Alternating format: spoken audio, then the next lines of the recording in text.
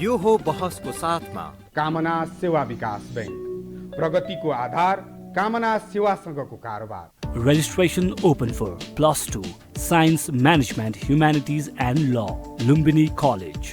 गर्वैदेखि बलियो भूगर्भ सिमेन्ट।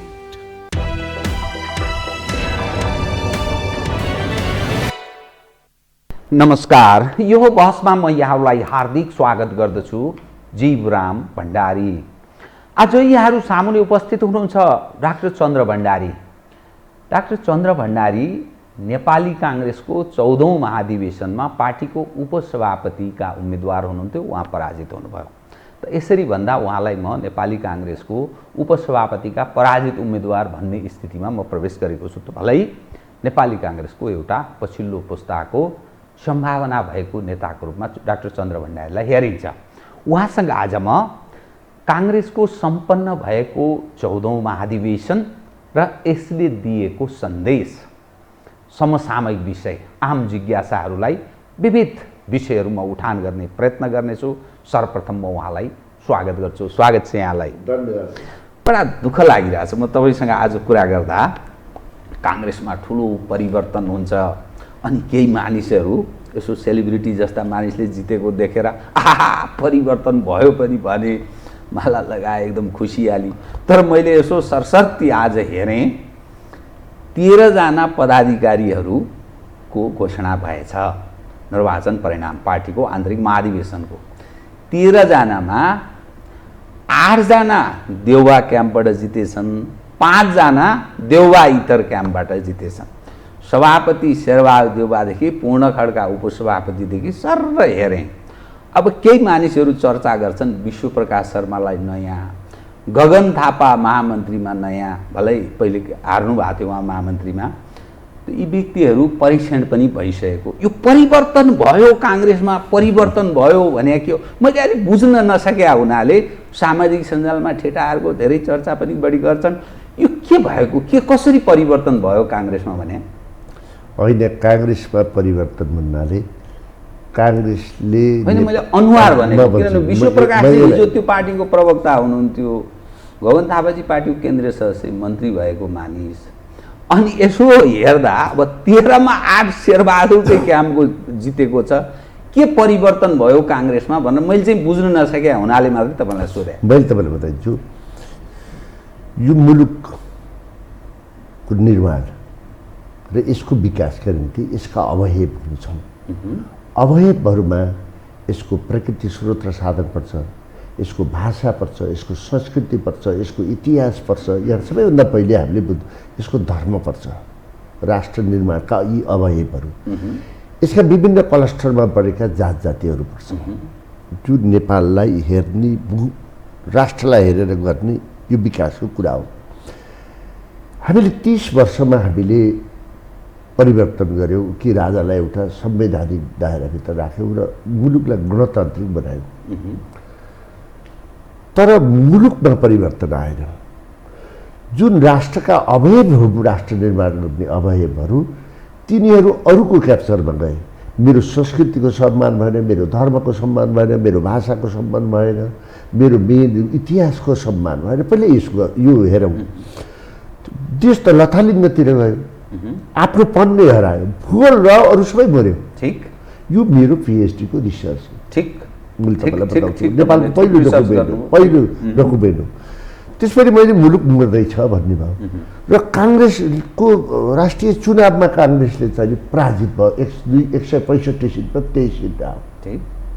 अझै पनि नेताले टेर्दैन, मतलबै गर्दैन, उसका गुण छन्, उपगुण छन्, सिङ्गो पार्टीको नेता बन्न सक्दैन, आन्तरिक द्वन्द्व, कन्फ्लिक्ट छ। त्यसपछि मैले होटल इन्द्रेणीमा 7 जना युवाहरूलाई बोलाएँ। पौष 16 गते राष्ट्रिय मेलमिलापका दिन यही तपाईँले गरेको भन्दै विश्व, धनराजजी, गगन, प्रदीप, यो तपाईँले बनाएकै टिम, टेन्टेटिभ यो तपाईँले बनाएकै टिम हो। यो टिम हामीले बनायौँ र मैले के भने हेर, न मुलुक बन्ने भयो, न मुलुक सुरक्षित हुने भयो, न राष्ट्र निर्माणका अवयवहरू बाँच्ने भए। मैले त केही पाइनँ, मेरो त कपाल फुल्यो। तिम्रो जम गर्नु पर्यो, तपाईँहरू जम गर्नु भयो भने मुलुक अब हुँदैन। व्यक्तिगत कुनै पार्टीगत कुरा होइन, केही त जम्प गर्नुहोस् भनेर मैले भने 50 वर्ष वरिपरिका हाराहारीका केटाहरू नै भनौँ न तिनीहरूलाई भन्नुभयो तपाईँ जम्प गर भने जम्प गरेपछि हामीले यो अभियानलाई अगाडि बढायौँ यो अभियानमा विश्वजी प्रवक्ता हुन जानुभयो अन्तिममा प्रदीपजी कृष्णजीको शेरबहादुरजीको ग्रुपबाट महामन्त्री उठ्नुभयो तर यसलाई हामीले यसरी रगटेका थियौँ यो यति धारिलो भइसकेको थियो गर्दा गर्दा धारिलो भएको त भने त अर्थ लागेन प्रदीप कृष्णजी खोलाको क्याम्पबाट शेरबहादुरको समूहबाट उठ्नुभयो तर हामीले बनाएका ती धारिला विचारहरू हरेक मार्केटमा काम लाग्दो रहेछ नि चाहे शेरबहादुरजीको मार्केटमा होस् चाहे प्रकाश मानजीको मार्केटमा होस् चाहे कृष्णजीको मार्केटमा होस् यो हुन्छ राजनीतिमा तर धारिलो त भएन विचारमा नअड्ने सिद्धान्तमा नअड्ने के धारिलो भने उल्टोबाट फुबोडीले काटे जस्तो तर अहिलेको यो महाधिवेशनमा यो सर्कल यो बाहेक हाम्रो 35 जनाको थियो फेरि शेरबहादुरजी र हाम्रो ग्रुपको 35 जना हामी थियौँ यो पनि हामीले बुझ्नुपर्छ एकले अर्कालाई चाहिँ हराउने काममा लाग्नु हुँदैन एकले अर्का बचाएर मुलुक बनाउनुपर्छ मुलुक बनाउनका निम्ति नेपालका राजनीतिक पार्टी सुध्रिनुपर्छ राजनीतिक पार्टी सुध्रियो भने राजनीति सुध्रिन्छ राजनीति सुध्रियो भने बल्ल मुलुक बन्न सक्छ र सही नेतृत्व आउन सक्छ भन्ने हाम्रो अभियान योबाट यो जति हामी 7 जना ग्रुप र यो 35 जनाको ग्रुप भने यी सबै झाँगिँदै गयो 35 जना ग्रुप त्यही ग्रुप मध्येका साथीहरूले यसमा अहिले विजय गर्नु छ जुनसुकै ठाउँमा भए पनि तर अहिले चाहिँ त्यति त्यो पहिलाको जस्तो ग्रुप होइन कि ठिक तरिकाले अगाडि लागेको छ त्यसकारण हामीले नेपालको उद्देश्यमा 30 वर्षदेखि हामीले एउटै अनुहार हेरेका थियौँ नेपालको राजनीतिमा उहाँहरूको व्यवस्थापनका निम्ति लागिरहेका छौँ 80 वर्षका व्यक्तिहरूको व्यवस्थापनका निम्ति लागिरहेको बेलामा यो नयाँ समूह आउनुलाई यसलाई हामीले परिवर्तनको रूपमा हेरेका छौँ एउटा कुरा बुझ्नु पर्यो अब यहाँ तपाईँले अर्को विश्लेषण गर्नुपर्छ नयाँ समूह भने अब यो कांग्रेस त उसैले पुरानो समूहले कब्जा गरे आयो अब एकातिर नेपाली कांग्रेसको बद्धताहरूले जो महाधिवेशनमा भाग एकातिर 80 वर्ष पुग्न थालेको शेरबहादुरजीलाई हामीले के भन्यो भने शेरबहादुरजीलाई यो भारी नबोकाउँ उहाँ प्रधानमन्त्री पनि हुन्छ पार्टी सभापति भएर यो भारी बोक्न सकिँदैन उमेरले सकिँदैन भरै शेरबहादुरजीको दिमाग यति सार्प छ यति चल्छ कि कसैले अनुमानै गर्न सक्दैन त्यो त राम्रो हो नि दिमाग सार्प भएर त राम्रो सार्प भएर चल्दैन दिमाग चल्छ भने त राम्रो हो सार्प भएर त तपाईलाई 23 सिट भएको कांग्रेसलाई पार्लियामेन्टमा 153 मत खस्छ यो कम न जो यो अत्यन्तै ठुलो कुरा तथापि पनि उहाँले यो भारी बोक्न दुईटै भारी बोकाउनु हुन्न भन्ने हाम्रो अभिप्राय थियो तर एकातिर त नि डबल भारी पनि बोकाइदियो भोटरले कांग्रेसले अर्कोतिर योग जेनेरेसनलाई पनि अत्याधिक मतले ल्याइदियो अर्कोतिर जसले यो चाहिँ यो प्रक्रियालाई अगाडि बढाइरहेको थियो त्यसलाई पनि हराइदियो म आफू त हारेँ नि त्यस कारणले यसलाई अब अर्को तरिकाले हजुरले कन्फ्युज जुन तपाईँलाई कुरा आएको छ अब यसलाई यसरी हेर्नुपर्छ जस्तै अब यो जो जेनेरेसन आएको छ विगतको जस्तो सोचाइ छ कि उसको माइन्ड र विगतको जस्तो छ कि हाम्रो समाजलाई हेर्ने अब उनी ट्रान्सफर्मेसन अफ द माइन्ड उहाँले ट्रान्सफर्मेसन गर्नु पर्यो माइन्ड किन ट्रान्सफर्म कसरी गर्नु पर्यो भने मैले तपाईँलाई भने मेरो देशको पिक्चर अगाडि राख्नु पर्यो उनीहरूले आफ्नो परिवार आफ्नो गुटलाई होइन पिक्चर अगाडि राख्नु पर्यो मेरो संस्कृति कहाँ गइसक्यो मेरो धर्म कहाँ गइसक्यो मेरो समाज कहाँ गइसक्यो मेरो भाषा गइसक्यो देशको आर्थिक अवस्था कहाँ गइसक्यो त डिस्टिङसँग ल्याएका युवा र बलिदान हाम्रा युवाहरू कहाँ छन् कहाँ कति करप्सन छ भन्ने कुरा यो ट्रान्सफर्म गर्नु पर्यो यसलाई सुधार्नतिर जानु पर्यो सुधारेन भने उमेरले भएन एक ट्रान्सफर्म द माइन्ड तिम्रो हिजोको हेर्ने पर्सेप्सन चेन्ज गर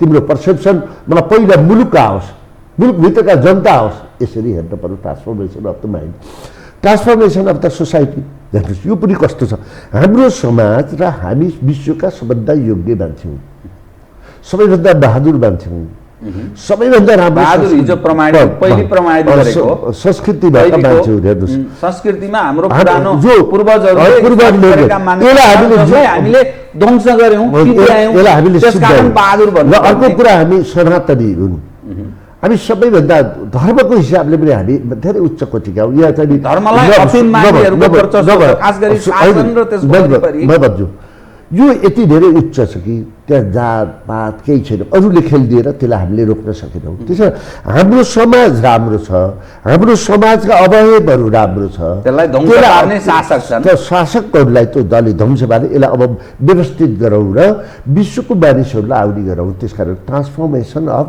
द सोसाइटी, यी दुईटालाई लिएर गयो भने हामी अगाडि बढ्यौँ। फेरि पुरानो स्थितिमा उही पुरानो नेताले गर्यो भने अहिले विभिन्न कचौरीमा जान नपर्ने त महाधिवेशनले गरायो। जस्तै एकातिर शेरबहादुरजी हुनुभयो, एकातिर शेखर कोइरालाको नेतृत्व भयो नि, धेरै कचौरी त बन्द भयो नि अहिले त। अब त जति कचौरीका कार्यकर्ताहरू जानु पर्थ्यो नि त्यो बन्द भयो नि। गुट उपगुट भन्न खोज्छ त्यो कचौरी गुट उप त बन्द भयो नि, दुईटामा सीमित भयो नि। दुईटामा सीमित भएपछि त यसलाई व्यवस्थित गर्न सकिन्छ। यसको दायित्व शेरबहादुरजी देउपा। अब कसरी त्यो गुट उपगुट सकिन्छ बताइदिनुहोस् त। शेरबहादुरजीको ठुलो झाँगिएको समूह छँदैछ, एक गुट छँदैछ।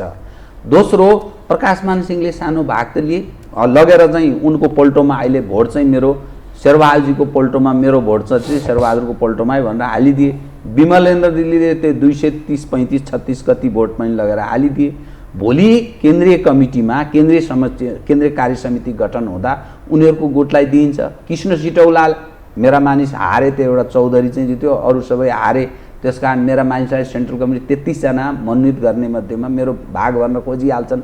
गुट त फेरि रहिहाल्छ, भोलिका दिनमा फेरि गुट काङ्ग्रेसमा बसिहाल्छ। हिजो कसरी बस्दैन भन्दा हिजोका दिनमा प्रकाश बान्जीले शेरबहादुरको विरुद्धमा जिहाद छोड्नुभयो। हिजोका दिनमा विमलजीले जिहाद छोड्नुभयो। मध्यमार्गी तरिकाले बरु आफ्नो गुटको हितका निम्ति कृष्णजी बस्नुभएको थियो। रामचन्द्रजी र डाक्टर शशाङ्क कोइराला पौडेल समूह भएर अहिले शेखर समूह उठेको थियो। उहाँहरूले सहभागी नै हुनु भएन, बरु सफ्ट कर्नर शेरबहादुरजीसित देखाउनु भयो। यो कन्डिसनमा शेखर कोइरालाको टिम महाधिवेशनमा उठ्यो। फर्स्ट चुनावमा त 500 को डिफरेन्सेस नहो। हामीले यदि छिटो नै गर्न सकेको भए हामीले यसलाई पार पनि लगाउन सक्थ्यौँ। उहाँहरूसित अल्झिँदा हामीले लास्टमा उम्मेदवार दिन पर्यो। यसको अझ व्यवस्थापन राम्ररी गर्न सकेनौँ। त्यस कारणले उहाँहरू त सबै शेरबहादुरजीको क्याम्पमा हुनु। शेरबहादुरजीले कसरी व्यवस्थापन गर्नुहुन्छ त्यो कुरा होइन, यो उहाँले गर्ने कुरा हो नि। हिँड्ने वर्गहरूलाई कसरी जोत्ने उहाँको काम हो नि सङ्गठनभित्र। हामीले कन्स्ट्रक्टिभ काममा हामीले सहयोग गर्ने हो।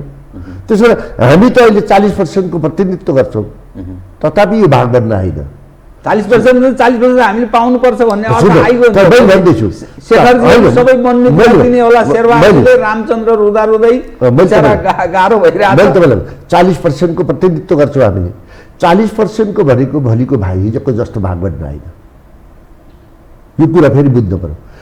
स्किललाई चोइस गर्नु पर्यो नेपाली राजनीतिमा। नेसनलिस्ट फ्याक्टरहरूलाई चोइस गर्नु पर्यो नेपाली राजनीतिमा।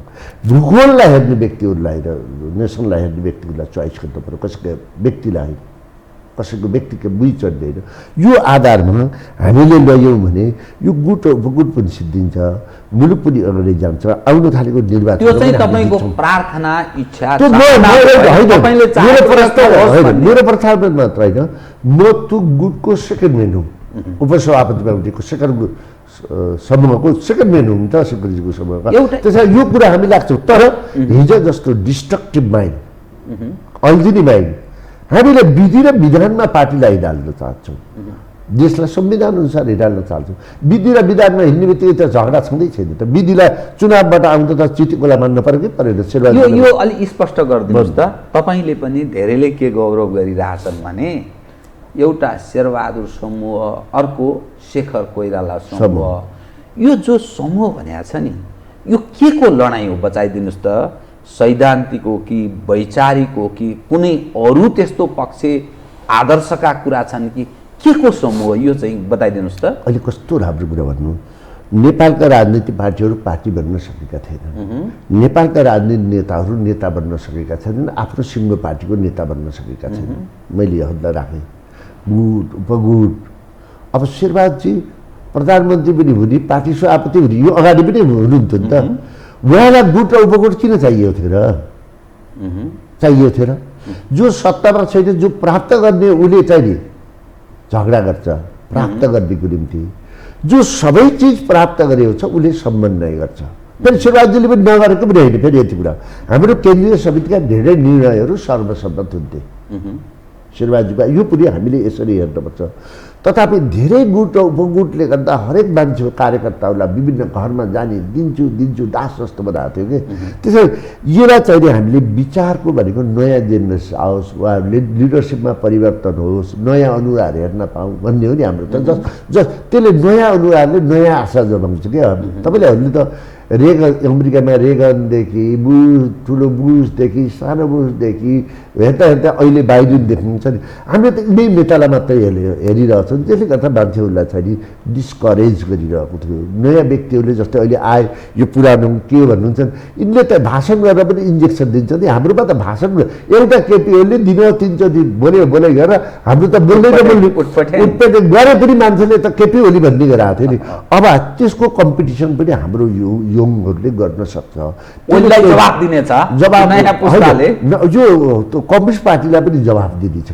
यो देश समाजलाई पनि जोकरहरूको थलो बनाइदिने यो देश। एउटाले पागल पारालाई बोल्छ, अर्को महापागल पाराले अनि यही हो बुद्ध किन बुद्धले पिएचडी गरेको थियो र भन्छ, अर्कोले अरे किन पढ्नुपर्छ राजनीतिमा, राजनीति त धन्दा हो भन्छ। यस्तै चलाइरहने। तपाईँले एउटा कुरा बुझ्नुपर्छ। हाम्रो देश के भएको थियो? द्रौपदी महाभारत द्रौपदीको यति मिठो कुरा छ नि। द्रौपदी पाण्डव हुन्, त्यसले जुवामा हराइदिन्छ। हेर्नुहोस् है, जुवामा हराइदिन्छ द्रौपदीलाई, हराइदिन्छ, जुवामा हराइदिन्छ। कौरवले डाङ्गी बनाइदिन्छ, साडी तानिदिन्छ। मेरो मुलुक त त्यही स्थिति थियो नि त। त्यो स्थितिमा त द्रौपदीको सम्मान गर्नु पर्यो नि। सम्मान भनेको मेरो मुलुकको सम्मान हुनु पर्यो नि। सीता हेर्नुहोस्, रावणले चोरेर ल्याइदिन्छ। राम राजा भएपछि उसलाई वनवास जानुपर्छ। मेरो जनताको यही त अवस्था छ नि। अहिलेको लिडरसिप जसले हामीले विगतदेखि अहिलेसम्म जो भयो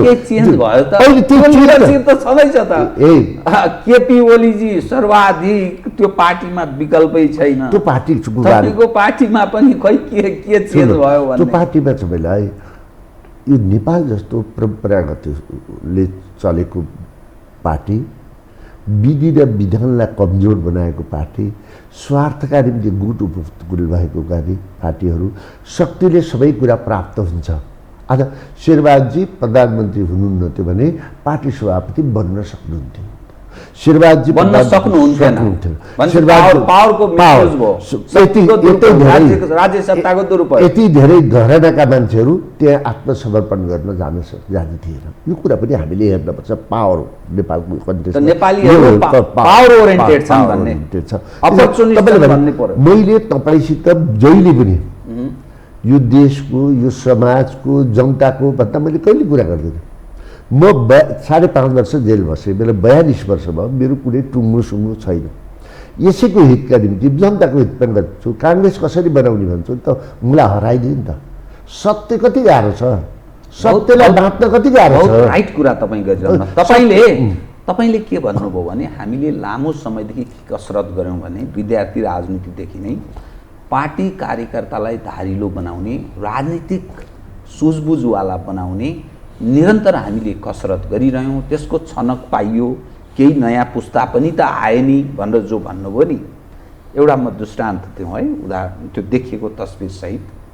तपाईँ हार्नुभयो 1। नम्बर 2, शेरबहादुर देउवालाई त्यत्रो मत पर्यो अनि उहाँको प्रतिस्पर्धी शेखरलाई यति पर्यो। फलानाको पोल्टोमा हाल्दे भन्यो, त्यही पोल्टोमा गएर हालिदियो।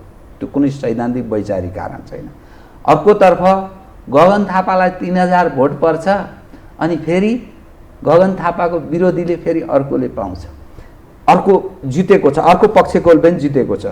यो अनि गगन थापाहरूको समूहबाट अथवा तपाईँहरूको समूहबाट फेरि हारेको छ। यो समग्र हेर्दा काङ्ग्रेस त धारिलो होइन कि यो भुत्ते राजनीति नबुझेका मानिस, त्यस्तो मानिसहरू पो महाधिवेशन प्रतिनिधि भएर आएका रहेछन्। नत्र कुनै विचारवाला हो भने त विचारले पो जित्छ। एउटाले झ्वाप यसरी जित्छ, अर्कोले फेरि अर्को समूहबाट जित्छ। त्यस्तो पनि हुन्छ? त्यो के वैचारिक कहाँ त्यो देखियो बताउनुहोस् त। एउटा अब्राहम लिङ्कनलाई प्रश्न सोध्छ। अब्राहम लिङ्कन, तिमीलाई मैले वनचरो दिन्छु, तिमीले 6 घण्टा रुख काट्नुपर्छ, तिमी के गर्छौ भनेर सोध्छ क्या, प्रश्न सोध्दा उसले के भन्थ्यो भने म 4 घण्टा उधाउँछु, 2 घण्टा काट्छु भन्थे। यो बल्ल उधाइदिँदैछ, एकैचोटि हुँदैन। मैले चुनाव हारेँ भनेर नचाहिने कुरा गरेर हुँदैन, बल्ल उधाइदिँदैछ। शेरबहादुरले पनि मलाई लाग्छ 1.5 वर्षभन्दा चलाउन सक्नुहुन्न, उमेरको कारणले सक्नुहुन्न। मलाई आफूलाई त्यस्तो लाग्छ। भलै उहाँले 7 घण्टा उभिएर भोट माग्नुभयो, सबैले उहाँलाई सपोर्ट गर्दा गर्दै विमलजीले, कृष्ण सिटौलाले, प्रकाश मानजीले उभिएर पत्रकारसित हात हटाउँदा पनि हल्लाउँदा पनि उहाँलाई विश्वास लागेन। विद्यार्थीको चुनावमा जस्तो उभिएर हात माग्नु। मैले भने कि तपाईँ भोट नमाग्नु जानुहोस् भन्दा उहाँले मलाई किन भन्यो, तिमीले बिहा दिन्छौ र हामी पनि हट्छौँ, तपाईँ जानु, शरीरले दिँदैन। मैले भनेको थिएँ त्यति मिहिनेत गर्नु पर्यो। त्यस कारण हामीले यसलाई उदाउँदैछौँ, यसलाई हामीले उदाउँदैन, यसलाई विभिन्न कुरा गर्यो भने बिग्रिन्छ, झन् बिग्रिन्छ। करेक्सन गर्दै जाउँ, आशावादी त हुन पर्यो। मुलुक त बिग्रिसक्यो त, नेपाली जनता गरिबी त झन् गरिब भइसक्यो त, हामी सबै हामीले त लथालिङ्ग भइसक्यो त, कसरी त कन्ट्रोल गर्नु पर्यो नि त। तर प्रजातान्त्रिक विधिबाट कन्ट्रोल गर्नलाई गाह्रो हुन्छ। सैनिक बापा खप्पलदार भन्नुहुन्थ्यो। अर्को कुरा हामीले यसैसित साथै लैजानुपर्छ। अब हामीले एउटा कुरा पनि भनौँ कि हाम्रा युवाहरूले सत्मार्गमा डोर्याउन सकिन्छ त काङ्ग्रेसका कार्यकर्तालाई? सकिन्छ, मैले सकिन्छ। गणेश मान्जीले छोड्नुभयो, किशुनजीले रुँदै छोडिदिनुभयो, अब हुँदा हुँदा यस्तो अवस्थामा प्रवेश गर्दैछ काङ्ग्रेस। सकिन्छ। काङ्ग्रेसको मात्रै कुरा होइन, यो मुलुकको कुरा हो, सबैको पार्टीको कुरा हो। हाम्रा युवाहरू जसले जित्नु भएको छ, चाहे शेरबहादुरजी भन्नुहोस्, चाहे शेखर कोइरालाका समूह भन्नुहोस्, चाहे अन्य साथीहरू जो जित्नु भएको छ, उहाँहरूलाई हामीले अब प्रेसर गर्नुपर्छ कि मुलुक संविधान त कानुन त हेर्नुपर्छ। अब देशको प्रधानमन्त्री, मन्त्री, कर्मचारी तन्त्र, आयोगका अध्यक्षहरू यी सबैलाई कानुनको साथमा हिँडाल्यो भने धेरै मान्छेहरू चाहिँ करप्ट भइरहेछ, मुलुकलाई बेचिरहेको छ, राष्ट्र निर्माणका अवयवलाई बेचिरहेका छन्। जति भन्नु, मैले पाटोकोबाट भन्छु, जनजातिले कोदाको रक्सी बनाउँछ चाडपर्वमा, हामी पुलिस लगाएर त्यसलाई फालिदिन्छौँ। हामीले मुन भने हलिउड ल्याएर त्यो पनि मुनको बिर्य मिसाएको भनेर जनताले छर्किदिन्छौँ नि।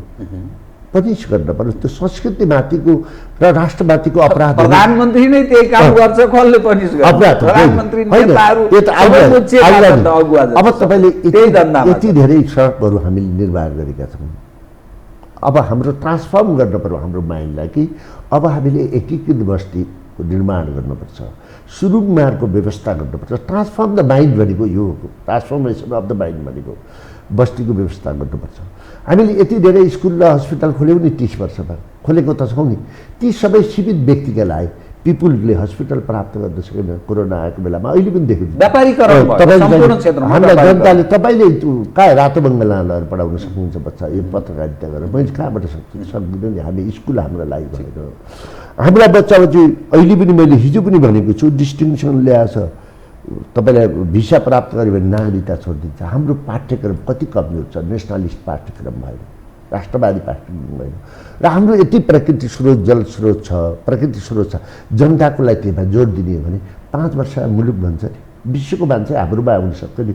त्यस कारण ट्रान्सफर्मेसन अफ द माइन्ड मैले यो कारणले भनेको छु कि हामीले त हिजो जो गलत बाटोमा थियौँ, अब पनि हामीले कुरकुर गऱ्यौँ भने त मुलुक त फेरि जान्छ। मेरो मुलुकै जान्छ, मेरो सीमा रहेको थियो। सीमाको त रक्षा नगर्न सक्ने मान्छे हामी नेपालका जो प्रधानमन्त्रीहरू भए, जो मन्त्री भए, सीमाको त रक्षा गर्न सकेनन्, यिनले तपाईँको रक्षा गर्न सक्छन्? सक्दैनन् नि। त्यसैले हामी ट्रान्सफर्मेसन अफ द माइन्ड भने मैले यही कारणले भनेको, ट्रान्सफर्मेसन अफ सोसाइटी भनेको समाजलाई हेरेर ट्रान्सफर्मेसन भनेको यति कार्यक्रम त हामीले गर्नुपर्छ। भलै म हारेँ, मलाई कार्यकर्ताले भोटै दिएनन् होला, तर मैले यो बाटो छोडेँ भने मेरो देशमाथिको अपराध हुन्छ। कार्यकर्ता छोड्नु मलाई म अलिक फरक विषयमा उठान गर्छु।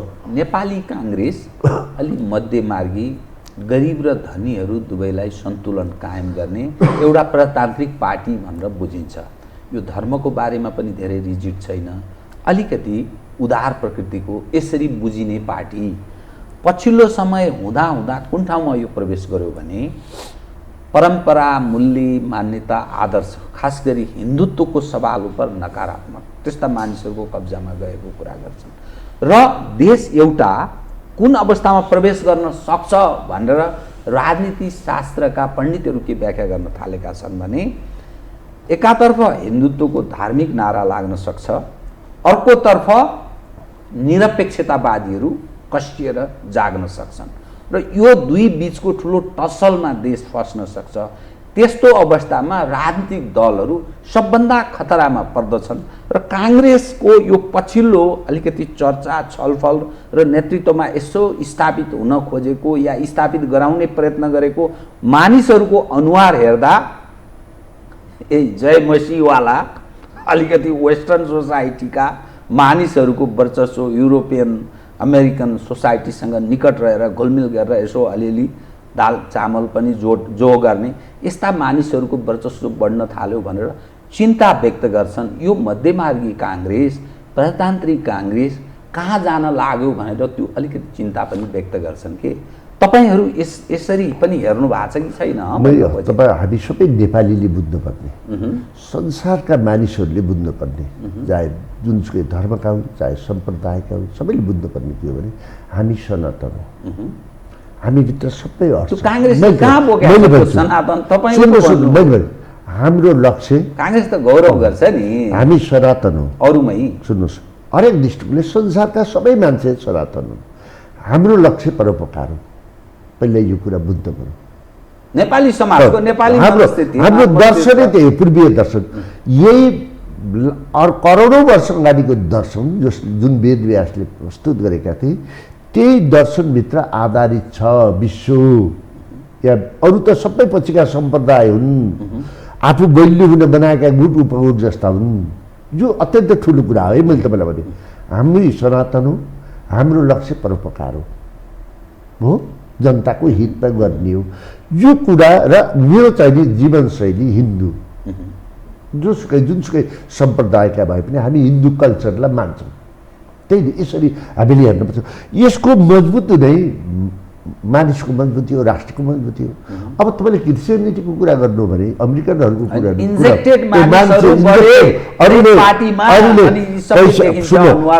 पैसाको सुई होइन, लोभको सुई, इन्जेक्टेड मान्छे भनेको त तिनै त हुनु, विदेशमा घुम्न पाएर गरिने सुई। यो सुईले हामीलाई मात्र बिगारेको छैन, दुनियाँलाई बिगारेको छ। जस्तै हाम्रो जस्तो समाज युरोपमा पाइन्छ, अमेरिकामा पाइन्छ, सँगै बसेको छ, सल्लाह गरेको छ। मान्छे मर्दाखेरि चाहिँ सरकारले फाल्न पर्ने स्थिति छैन। मर्दाखेरि तपाईँलाई आफू खाल्टो गर्ने जमिन आफै किन्न पर्दैन। हाम्रो समाज कस्तो छ त्यो समाज हाम्रो हेर्नुहोस् त, एकातिर नीतितिला छ, एकातिर भोजपुरी चित्त छ, एकातिर दसैँ तिहार छ, एकातिर घाटु नाच छ, एकातिर लाखे नाच छ, एउटा धान नाच छ।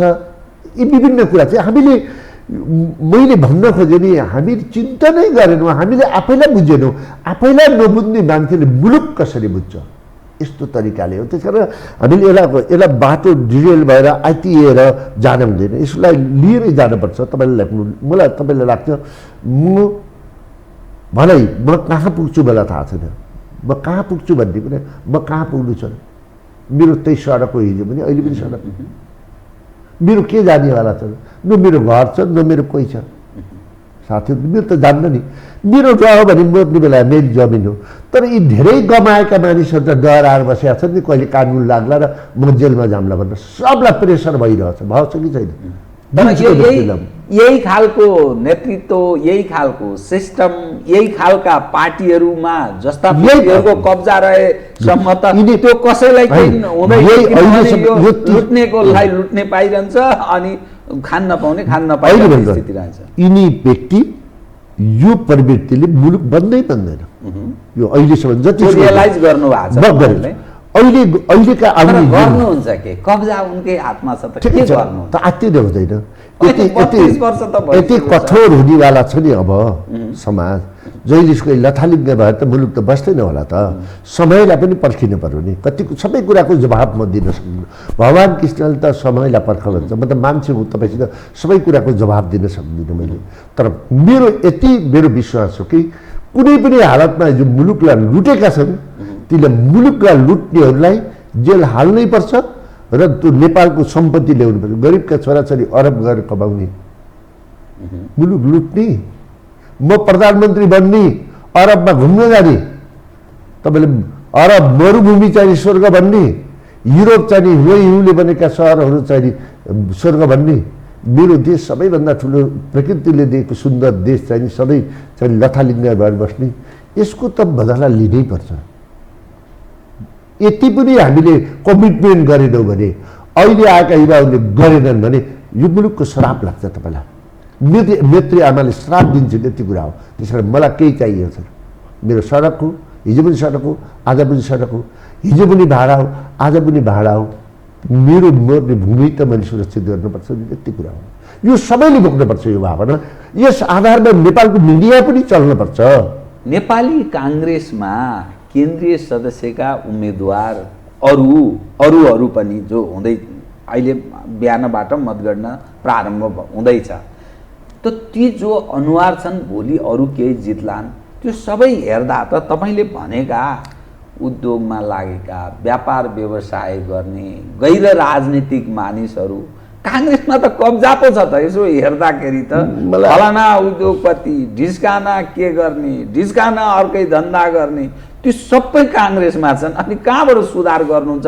तिनै मान्छे जितेर आउँछन्। हेर्नु, जो पैसावाला छ त्यसले जित्छ काङ्ग्रेसमा, त्यसमा शङ्कै छैन। त्यो सिद्धान्त विचारवाद भन्ने कुरा हो। त्यो मलाई अत्यन्त दुःख लागेको छ।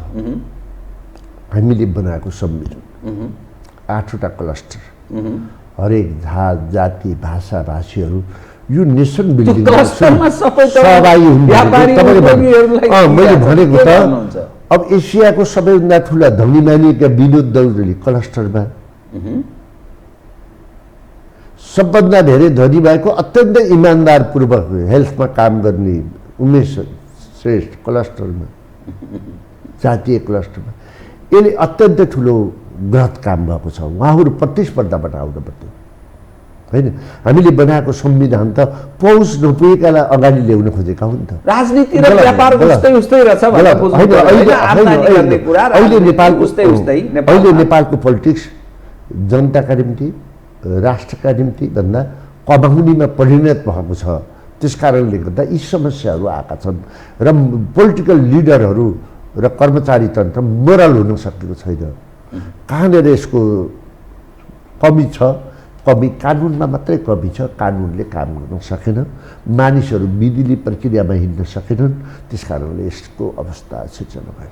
अन्ततोगत्वा तपाईँहरू चुनावमा त भोलि जनताका माझमा जानुपर्छ। अब धेरै समय पनि छैन, सायद अर्ली इलेक्सन पनि होला। अर्ली इलेक्सन नभए पनि 6 महिना 1 वर्षभित्र त चुनावमा जानै पर्छ।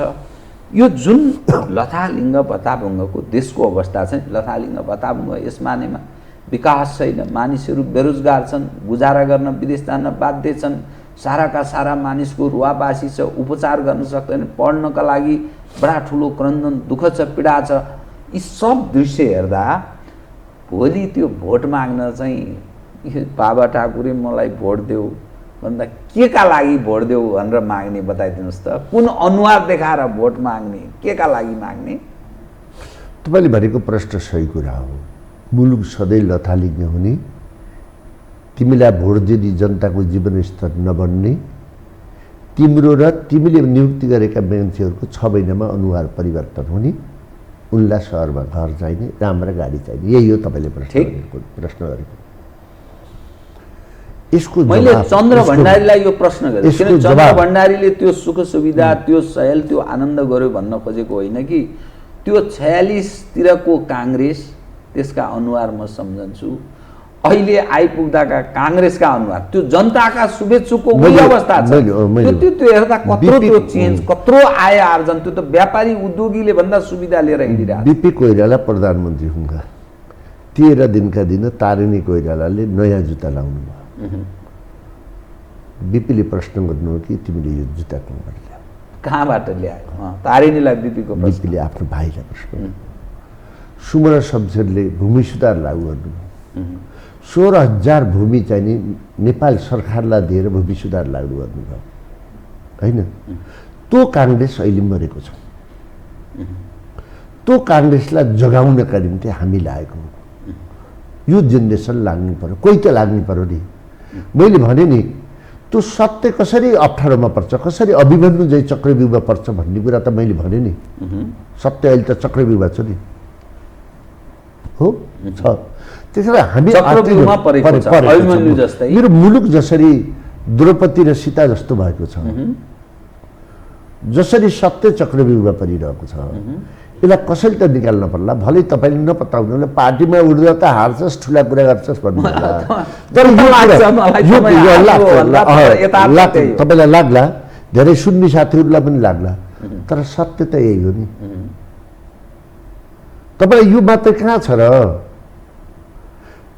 लठौरा केटाहरू जम्मा गरेर सोसल मिडियामा मन परी गाली गरेर लेखाउँछन् मन परी काङ्ग्रेसकैले लेख्छ के लेख्न पर्छ के लेख्न हुन्छ होइन के लेख्न हुन्छ के लेख्न सिद्धान्तको कुरा हुन्छ आदर्शको डेमोक्रेसीको यत्रो धारिलो बनायो भन्नुहुन्छ यस्ता लठौराहरू तपाईँहरूले जम्मा पार्नु भएको छ भिडतन्त्र भेडाहरूलाई अनि समयको विकास सहित चुनौतीहरू छपिएका छन् समयको विकास अनुसार विकृतिहरू फैलिरहेका छन् समयको समयअनुसार क्लाइमेट चेन्जले अस्तव्यस्त बनाइरहेको छ विश्वलाई नै बनाइरहेको छ यी सबै चिर्नका निम्ति नयाँ व्यक्तिको आवश्यकता छ भन्ने मात्रै हो इमान्दार नयाँ व्यक्ति आवश्यकता छ अब के 4 वर्षपछि हामीले अहिले जो हाम्रो अभियान जम्मा 3 वर्षको अभियान न हो 3 वर्षको अभियान 4 वर्षपछि काङ्ग्रेसमा नयाँ अवस्था हामी आउँछौँ तपाईँलाई आज भन्छु त्यस बेलासम्म थेगिन त थेगिन्छ यो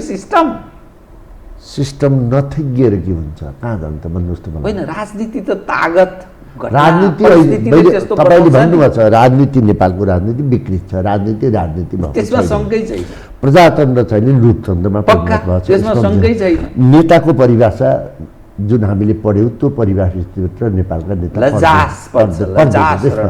राजनीति मूल्य र मान्यता भन्ने हराएको छ अब यसलाई हामीले लथालिङ्ग त भइसक्यो त क्यान्सर त फैलिसक्यो त कन्ट्रोल गर्न पर्यो नियन्त्रण गर्न पर्यो 4 महिनामा पनि बाँच्छ कि भनेर बिरामीलाई केमो दिनु पर्यो कि परेन मुलुक त लथालिङ्ग त भयो नि हामीले केही औषधि त गर्न पर्यो नि औषधि भनेको मैले जे तपाईँसित राखेँ यही नै हो बेस्ट मेडिसिन आधुनिक मेडिसिन त्योभन्दा कुनै हुन सक्दैन हामी जस्तो अराजक मान्छेहरूलाई पुरानो पुस्ताले करोडौँ वर्ष अगाडि गोरु पुनार सुनाएर त्यहाँ जेल थिएन हो सत्मार्गमा डोर्याउनका लागि गोरु पुनार बनाएर राम्रो गरिस् भने स्वर्ग जान्छस् नराम्रो गरिस् भने नर्क जान्छस् अहिले त हामीसित कानुन छ जेल छ हतकडीहरू छन् सबै छन् त हामीसित यसलाई यसरी नियन्त्रण गर्दै जानुपर्छ त्यसकारण मैले भनेको छु विधिबाट चल्ने राष्ट्र र कानुनले चल्ने सरकार गरायो भने हामी यो विकृतिबाट हामीले मुक्त गर्न सक्छौँ म अलिकति तितो यथार्थ विषय उठाउँ है तपाईँका पार्टीका क्रियाशील सदस्य लगभग 9 लाख खड्ग ओलीका पार्टीका पनि झन्नै त्यस्तै अर्को अब प्रचण्डजीले पनि त्यस्तै पुर्याइहाल्छु म यिनीहरूभन्दा कहाँ सानो पार्टी हुँ र भन्ने दाबी गर्दै हुन्छ अरूहरूको पनि त्यस्तै यो सबै जो कार्यकर्ता बनाउने काम भइरहेछ नि यी राजनीति गरेपछि हलो छुनु नहुने कोदालो छुनु नहुने गाईबस्तु हेर्नु घाँस काट्नु नहुने एसई भन्छ नि एसईसम्म पढेपछि काम गर्नु हुँदैन भन्ने धारणा केही नपाएपछि फ्रस्ट्रेट भएर कि विदेश जान्छ सर्टिफिकेट र टक्क सर्टिफिकेट हातमा लिएपछि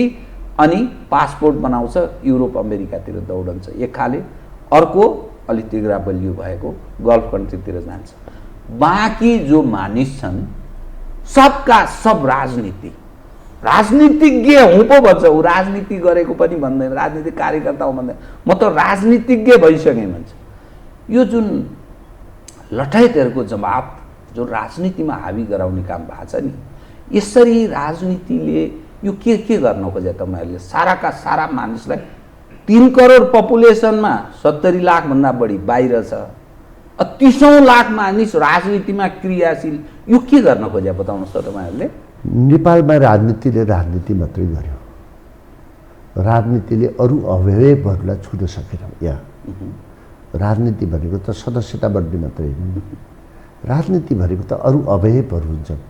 अब अवयव त्यो राजनीतिका अवयवहरू देश छ, जनता छ, समाज छ, विभिन्न छन् नि, विकास छ, त्यसलाई चलाउन पर्ने हो नि। त्यो राजनीतिले राजनीति गर्दै गरेको कारणले गर्दा राजनीति गर्ने व्यक्तिहरू सक्रिय सदस्य चलाउने गर्ने हो। धेरै राजनीति गर्ने मान्छे भएको कारणले यो द्वन्द्व हुने हो, ग्रुप गुट उपगुट हुने हो र मैले मात्र सधैँ गरिरहनुपर्छ भन्ने प्रवृत्तिले गर्दाखेरि बिग्रिने हो। त्यस कारणले यसलाई अब समयको विकासको क्रममा यो चाहिँ नि जब मानिसको भावना बढ्दै जान्छ कि म समाजको प्रतिष्ठित पैसाले होइन, म समाजको प्रतिष्ठित ठुलो घरले होइन, म समाजको प्रतिष्ठित चाहिँ नि धन दौलतले हेर्ने मनस्थिति हामी रूपान्तरण गर्न थाल्छौँ। रूपान्तरण भने ट्रान्सफर्मेसन अफ द माइन्ड जो भनेछु, रूपान्तरण गर्न चाहन्छौँ। त्यसपछि सरल मान्छेहरू समाजमा प्रतिष्ठित हुन्छन् र राजनीति गर्ने मानिसहरू कम हुँदै जान्छन्। अर्को अधिवेशनसम्म, हाम्रो 15औं अधिवेशनसम्म यो सक्रिय सदस्यता घट्छ। हाम्रो घट्छ। किन घट्छ भन्नुहुन्छ भने अहिले त घटाउनुपर्छ। समायोजनको नाममा वन पनि राखिएको छ, को कहाँ जाने हो केही पनि थाहा छैन। ल समानुपातिक समावेशीको नाममा यसलाई आकलन गर्न नसक्ने व्यक्तिहरूको पनि प्रतिनिधित्व भएको छ। त्यसकारण यसलाई हामीले सुधार्दै जानुपर्छ र बनाउँदै जानुपर्छ। राजनीति गर्ने मान्छेहरू कम हुँदै जानुपर्छ। कस्तो किन यस्तो भयो भन्नुहुन्छ भने राजनीति एउटा नेपालमा होइन, किन यस्तो भयो भने उद्योगपति बन्न चाहेन,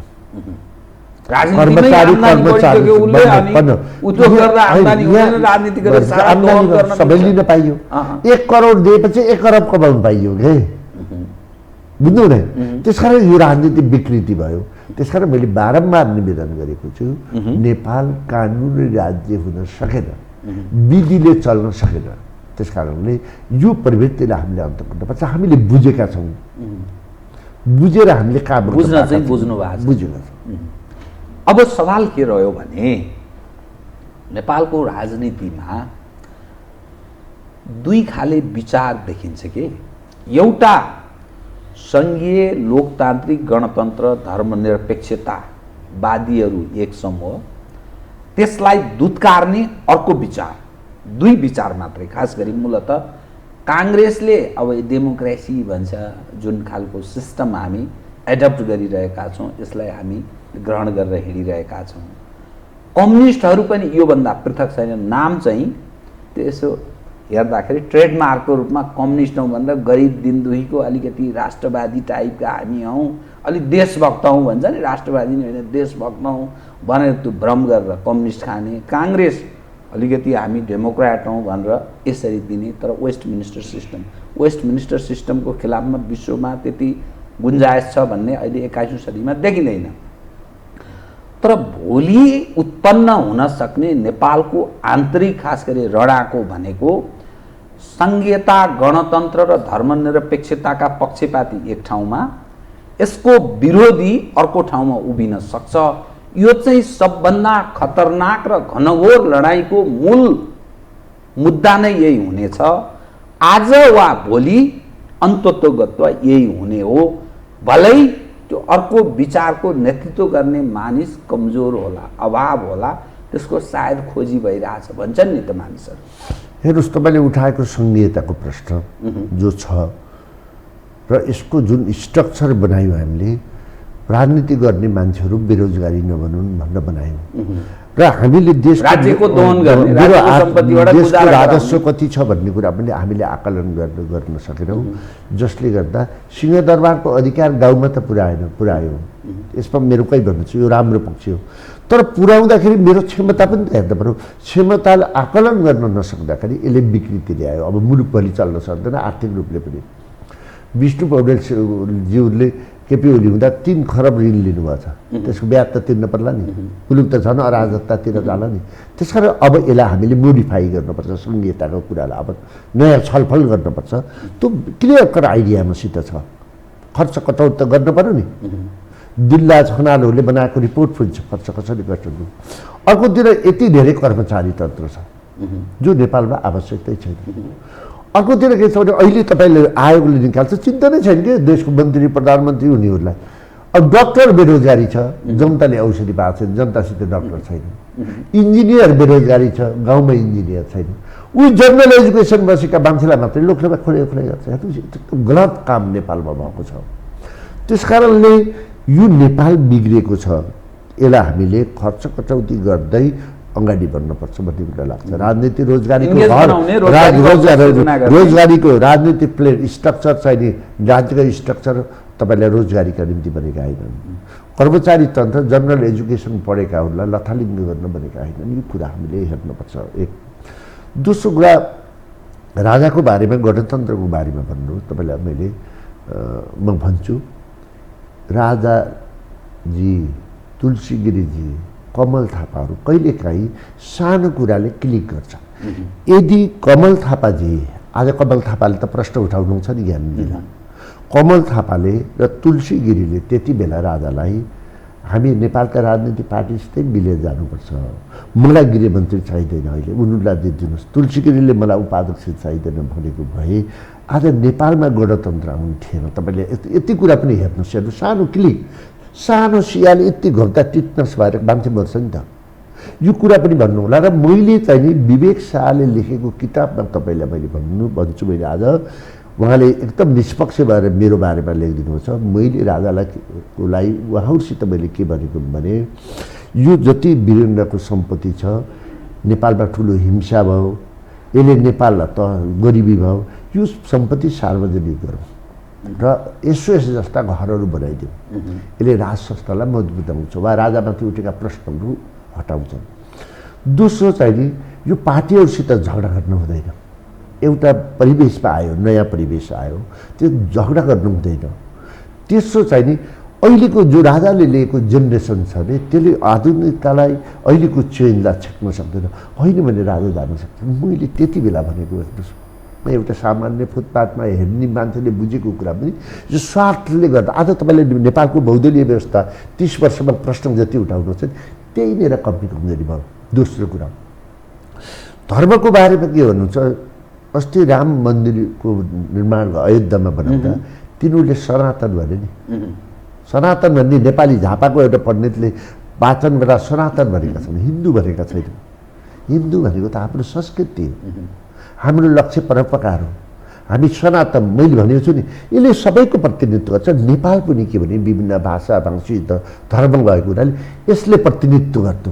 त्यहीँनिर पनि हामीले हामीलाई बुझ्न सकेनौँ। भरे पछिबाट संविधानमा लेख्यौँ तर सबैसित कम्युनिस्टहरूसित सबैसित बाँच्नका निम्ति लेख्यौँ। नराम्रो त छैन तर लेख्दाखेरि त्यसरी लेख्यौँ।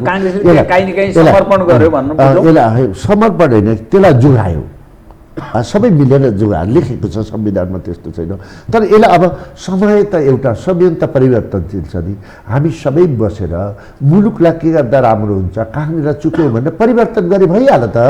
दुनियाँ परिवर्तन हुने चिज त हो नि भन्ने कुरा मलाई लाग्छ। यसरी नै अझ डिस्ट्रोयको बाटोमा हामी जान हुँदैन। अब तपाईँसँग म कार्यक्रमको ठिक अन्त्यमा कि शेरबहादुरजी सभापति हुनुभयो, फेरि सभापति हुनुभयो, 6औं पटक उहाँको प्रधानमन्त्री हुने तृष्णा पनि छ।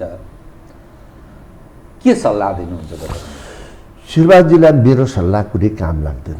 काम लाग्दैन? लाग्दैन। मैले शेरबहादुरजीलाई चुनाव गराउनुहोस्, प्रधानमन्त्री हुनुहोस्, यो मुलुक बनाऊ, उहाँका वरिपरि मान्छेहरूले राम्ररी गरौँ भन्न भनेको, पार्टी सभापति नयाँ जेनेरेसनलाई दिउँ भन्न भनेको मैले। अब दुवै ठाउँ त उहाँको उमेरले पनि चलाउन सक्दैन र गलत मान्छे फेरि प्रवेश गर्छ। कमजोर भएपछि त अरू प्रवेश गर्छन् नि। त्यस कारण म आग्रह मेरो सल्लाह काम लाग्छ भने म निष्पक्षपूर्णले शेरबहादुरजीलाई अत्यन्त आदर गर्दै, उहाँ धेरै ठुलो दिल भएको मान्छे हो, फेरि सामान्य मान्छे होइन, उहाँ ठुलो दिल भएको अत्यन्त दिमाग चलाउने मान्छे हो र जीवनको उहाँको यो चुनाव गरेर फेरि उहाँ प्रधानमन्त्री पनि बन्न सक्नुहुन्छ क्या। सबैले मन बाँड्छन् त क्या, कम्युनिस्ट काङ्ग्रेस भनेर जिल्लाबाट चुनाव लडेर आउँछन्, मारकाट गर्छन्। माओवादी युद्धका कारण 17,000 बढी मान्छे मारिए। कैलालीबाट फर्किँदाखेरि माओवादीले शेरबहादुरलाई गोली हाने। अहिले फेरि सबै ल तैँले प्रधानमन्त्री भइदिए भन्नु पर्यो कि राजनीतिको नाममा नाटक मुन्छन भइरहेछ यो हुन्छ कि होइन त्यस कारण फेरि पनि हुन सक्नुहुन्छ शेरबहादुरजी त्यस कारण उहाँ अलिक पार्टीभन्दा माथि उठ्नु पर्यो गुट उपगुटभन्दा माथि उठ्नु पर्यो उहाँका मान्छेहरूको बारेमा उहाँले चिन्ता गर्नु भएन उहाँका मान्छे यति धेरै सम्पन्न भइसकेका छन् घर बनाएका छन् दुई दुईवटा गाडीहरू छन् उनका पछाडि गाड छन् उहाँ नहुँदा पनि उनीहरू मर्दैनन् के पुगिसकेका छन् उनको चिन्ता गर्नु भएन मेरो मुलुकको चिन्ता गर्नु पऱ्यो मेरा जनताको चिन्ता गर्नु पऱ्यो मेरो पार्टीको चिन्ता गर्नु पऱ्यो नेपाली जनताको चिन्ता गर्नु पऱ्यो यही मैले प्रतिस्पर्धा चाहिँ तपाईँहरूको आगामी दिनमा कोसँग अब हामी हिँडिरहन्छौँ निरन्तर राजनीतिक हिसाबले प्रतिस्पर्धा हामी निरन्तर हिँडिरहन्छौँ हेरौँ अब अहिले केही कुरा मैले अनुमान गर्न सकेको छैन हस् कार्यक्रममा आइदिनु धन्यवाद साहित्य तपाईँलाई धन्यवाद आदरणीय दर्शकवृन्द उहाँ हुनुहुन्थ्यो डाक्टर चन्द्र भण्डारी नेपाली काङ्ग्रेसका नेता उपसभापतिमा पराजित एक उम्मेदवार समसामयिक विषय काङ्ग्रेसको महाधिवेशन र सम्भावित राजनीतिक परिणामका बारेमा गरिएको सूचनामूलक र विश्लेषणात्मक ढङ्गको कुराकानी म सहित मेरो सम्पूर्ण युनिटलाई कार्यक्रमबाट बिदा दिनुहोस् र यो हो टेलिभिजन हेर्दै रहनुहोला नमस्कार